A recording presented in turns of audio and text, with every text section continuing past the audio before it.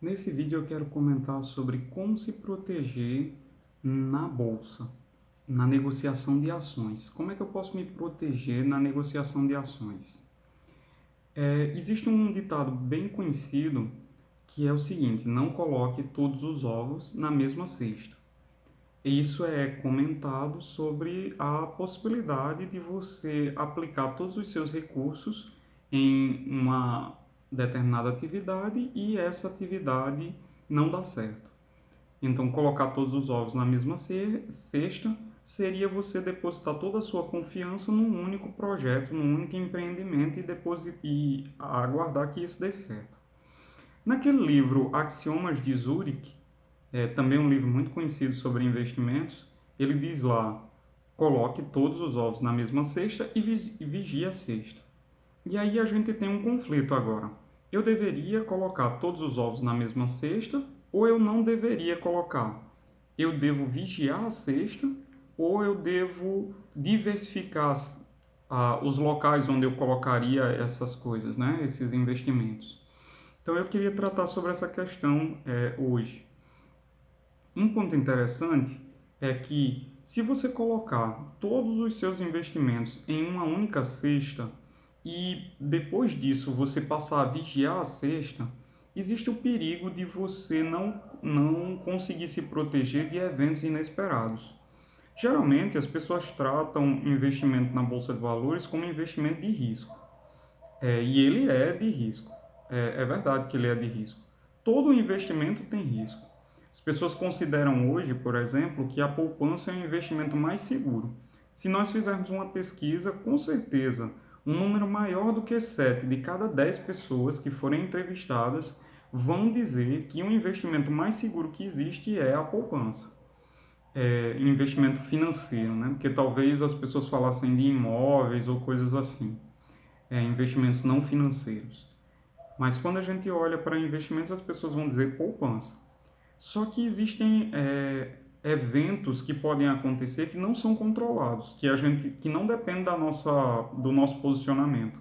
E esses eventos não controlados podem tomar conta daquele projeto que a gente tinha em mente. Então, por exemplo, em 92, é uma parte conhecida da nossa história, que no governo Collor as poupanças foram confiscadas. Então, pessoas que tinham dinheiro aplicado na poupança perderam o dinheiro e nunca mais recuperaram. Até hoje, essas pessoas ainda não receberam esse dinheiro e muito provavelmente não vão receber, né? Eu espero estar enganado com relação a isso e espero que todos recebam, mas é pouco provável que isso aconteça, né? Então, assim, naquele mesmo período, as pessoas que aplicavam em ações não perderam com o confisco da poupança. Então, hoje as pessoas consideram as ações arriscado e a poupança não arriscado, como um investimento seguro. Só que em 92, quem investiu em poupança perdeu tudo e quem investiu em ações não perdeu. Então, é preciso a gente considerar sobre o que seria o risco na bolsa, né? Então, assim, o, o risco na bolsa, geralmente as pessoas associam à questão da oscilação dos preços, ok? Os preços sobem demais, os preços caem demais e quando eu vender eu posso perder. Então, existe um momento certo de comprar e vender, porque senão eu posso tomar prejuízo, posso vender no pior momento, ok? A pessoa que investe em ações, ela precisa ter um planejamento, uma fonte de um quebra-galho, digamos assim, né? Ela precisa ter o lugar de onde ela tire dinheiro, se por um acaso as coisas não derem certo na vida dela, para ela não precisar mexer nas ações, ok? Porque se ela precisar mexer nas ações todas as vezes que as coisas não derem certo, ela pode mexer com muita frequência e isso pode não ser interessante. Ok, considerando a possibilidade de eventos não controlados pelo investidor afetar os investimentos, a gente teria então uma dificuldade de assumir a posição que é defendida no livro Os Axiomas de Zurich, porque ele diz lá: coloque todos os ovos na mesma cesta e vigie a cesta. Só que nem sempre você tem condições de proteger os seus investimentos de eventos que não dependem de você. Então, as pessoas que colocaram todo o dinheiro na poupança, com certeza não imaginavam que o dinheiro seria confiscado. e por isso elas agiram conforme a sua impressão. Colocaram todos os ovos na mesma cesta e provavelmente vigiaram a cesta. Mas isso não foi suficiente.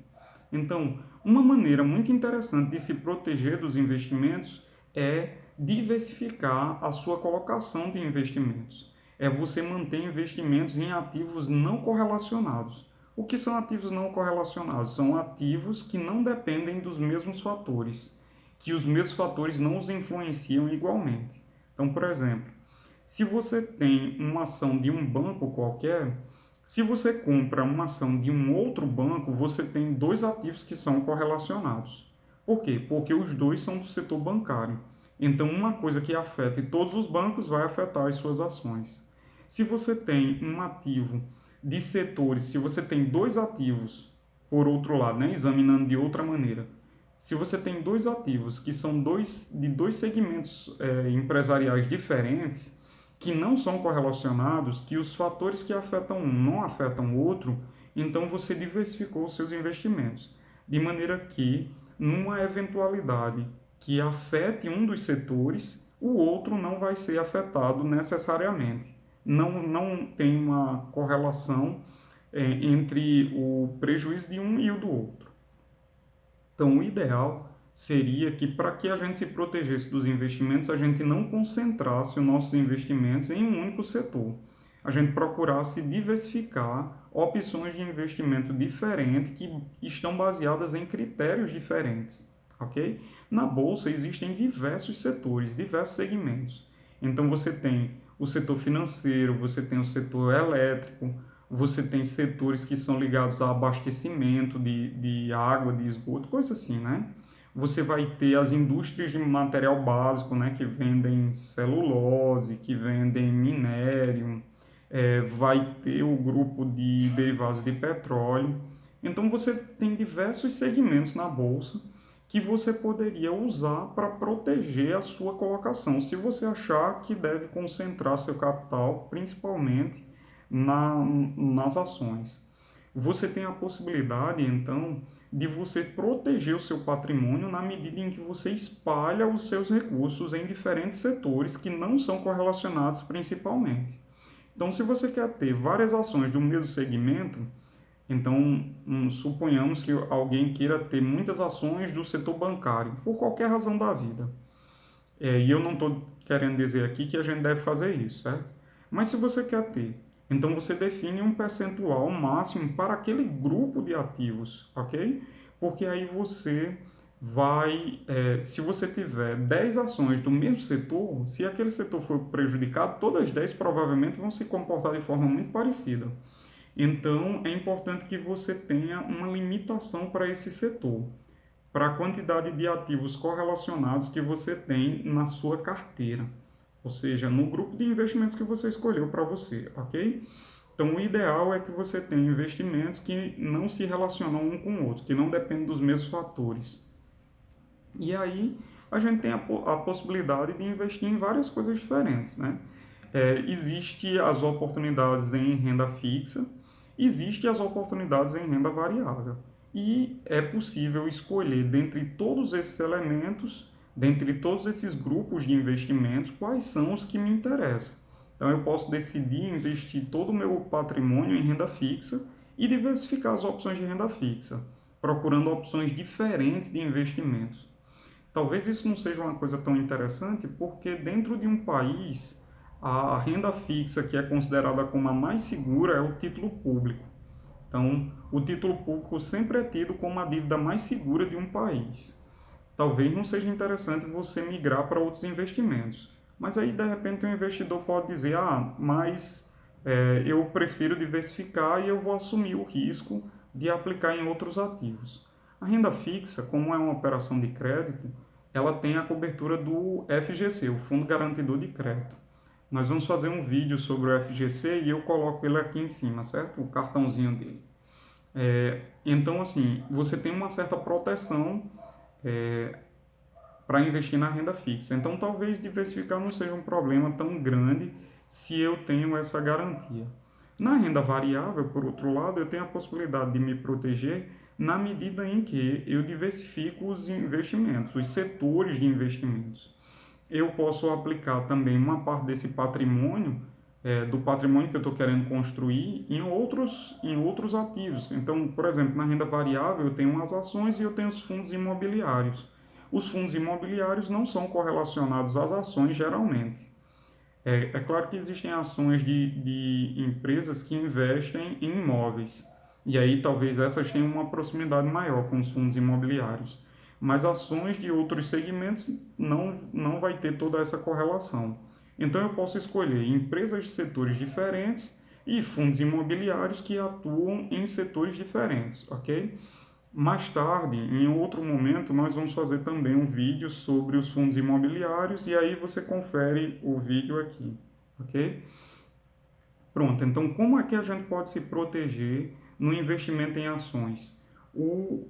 Seja lá se for em ações, se não for, os nossos investimentos eles precisam ser diversificados de tal maneira que eles não dependam de um conjunto muito limitado de fatores. Então é interessante você olhar ativos que você conhece, que você sabe como funcionam, qual é a lógica que está por trás deles, por que eles são importantes, e você atribuir para esses ativos uma parcela de seu capital, não deixando tudo concentrado numa coisa só. Veja só por que isso é importante. Ações como a Oi já custaram mais de R$ 100 e hoje elas custam menos de R$ 1. Se eu tivesse concentrado todo o meu patrimônio na Oi, o que teria acontecido é que eu teria perdido bastante. Mas se eu diversifico os meus investimentos, enquanto a Oi cai, outros ativos vão subir. É claro, existem situações que todo o mercado cai. Então, se a gente olhar o gráfico comparando o comportamento do Ibovespa, que é a Bolsa do Brasil, né, a média das empresas do Brasil, com o comportamento das 500 maiores empresas dos Estados Unidos, medido pelo S&P, a gente vai ver que de 2014 a 2016, enquanto a Bolsa dos Estados Unidos subia, a Bolsa do Brasil caía. E caía a Bolsa como um todo, né? O comportamento da Bolsa era uma tendência de baixa. E isso acontece porque cada país tem a sua especificidade. Então, se a gente vai investir no Brasil, a gente tem a segurança de poder diversificar os nossos investimentos no Brasil de forma que eu não dependa apenas do Brasil, né? Aliás, não dependa de apenas um segmento da atividade econômica brasileira. O ideal para quem tem um patrimônio um pouco mais volumoso seria ele diversificar também em países, porque eles fogem do risco regulatório, né? Então, um país tem uma maneira de tratar a legislação, a regulamentação, e aí outro país tem outra maneira. Então, se um país cria regras, se um governo cria regras que prejudicam um determinado setor da economia, e isso pode não acontecer em outro país. Então, você teria a oportunidade de se proteger também nesse sentido. Então, como proteger os seus investimentos, especialmente em renda variável? Diversifique, principalmente em ativos não correlacionados. E um outro detalhe é a necessidade da gente só investir em ativos que a gente acredita, que a gente conhece e sabe como funciona, ok? Então, por esse vídeo é isso. Até a próxima. Deixe nos comentários se você ficou com alguma dúvida, se você quer conhecer sobre algum outro tema dessa área. Não deixe de escrever nos comentários para a gente saber também. E deixe seu like. Até a próxima.